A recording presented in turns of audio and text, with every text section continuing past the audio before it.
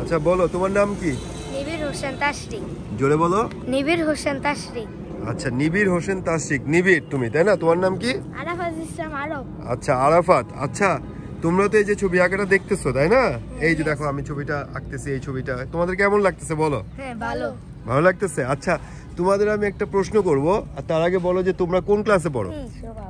তোমরা কোন ক্লাসে পড়ো? ক্লাস 7 এ পড়ো। তুমি কোন ক্লাসে পড়ো? আচ্ছা 6 এ পড়ো। আচ্ছা তুমি বলো তো, শোনো তুমি বলো তো যে মৌলিক রং কয়টা? তিনটা। তুমি এটা জানো? আচ্ছা কোথা থেকে জানো তুমি? আমি আমাদের 7 এর বই আছে। 7 এর বইয়ে আছে তাই তো? আচ্ছা এখন বলো তো হচ্ছে মৌলিক রংগুলা কি কি? লাল, নীল, হলুদ। হলুদ। Very good. আমি তো খুবই অবাক হয়েছি যে এই গ্রামে এরকম একটা জায়গায় একটা ছেলে 7 এ পড়ে, একটা 6 এ পড়ে। আমার কাজ দেখছিল, তারপর পরই ওরা নিজেরাই বলে উঠলো যে মৌলিক রং তিনটা, সেটা হচ্ছে লাল, নীল, হলুদ। আমি একটু অবাক হয়েছি, সেই জন্য আমি ওদের একটা ভিডিও করতেছি।